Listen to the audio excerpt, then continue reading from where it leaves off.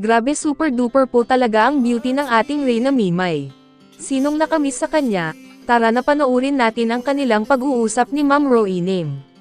Ngayon ko lang nalaman na kaya pala lalo gumanda mukha ng ating dalaga at may ina-apply ito sa mukha. Naku po, sana huwag magka-melasma ang ating mahal na Reyna, kasi ang alam ko kapag gumagamit ka ng pampaganda na may mga ingredients na chemical ay maganda lang sa una.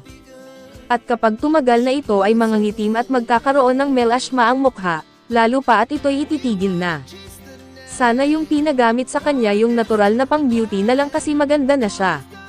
At huwag lang po sanang masamain itong aking payo at ang gusto ko lang mapabuti ang kalusugan ng ating dalaga na si Reyna. At ito pa, may nag-comment sa video ko na dapat daw talaga mag-aral si Reyna, kasi aanhin naman daw ang ganda kung walang pinag-aralan. Ang ganda daw ay kukupos pero yung pinag-aralan mo ay andyan lagi yan at magagamit mo sa lahat ng panahon. Yes po Ma'am Anonymous, agree po ako sa mga sinabi mo po. Sana nga itong pasukan ay makapag-aral na po uli ang ating mahal na Reyna. Kasi mas importante po talaga ang pag-aaral higit sa lahat. Kaya po Ma'am Anonymous, abay lang po tayo kasi ang sabi po nila kapag tapos na ang bahay ni Reyna ay tuloy-tuloy na po ang pag-aaral ni Reyna. Kaya wait and see na po muna tayo Ma'am Anonymous. O siya, sige, hanggang dito na po muna tayo aking mga minamahal na taga-subaybay. Once again, please don't forget to support all channels of Team Kalingap, and please also my Monting channel. And thank you very much, have a good day, and God bless. I love you all. Dyan mukhang naulan ah. Kaya po, Ay malakas pa rin ang ulan kaya pala hindi mo pa binibisita yung bahay mo doon. Namimiss ka na ng bahay mo, Reyna. Ay ang ganda ni Reyna, sinasabi ko sa inyo oh. Ala, ano pang balita dyan?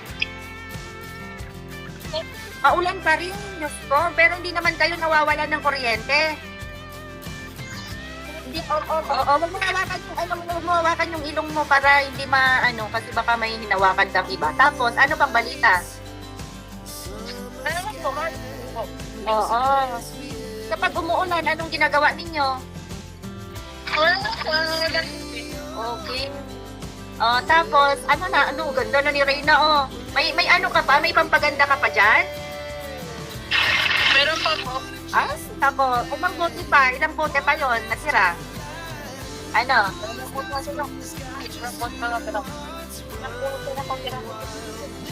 Ito daw po. Ay, sige, isa na lang, Reyna's Community. Isa na lang bote pala yung natitira kay Reyna. Magpadala ulit tayo, ha? Kasi, puminis na talaga ni Reyna. Ang ganda talaga ng sikreto ng pampaganda na yan.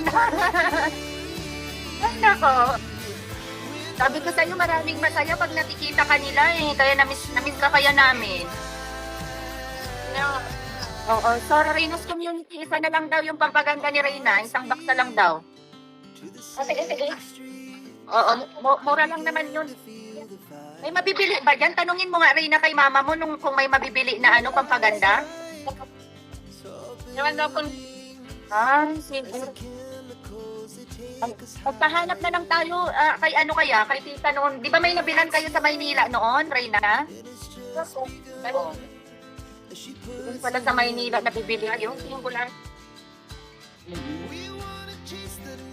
Tanungin mo si mama mo kailan kayo pupunta dun sa bahay mo kasi di ba? Bibigyan.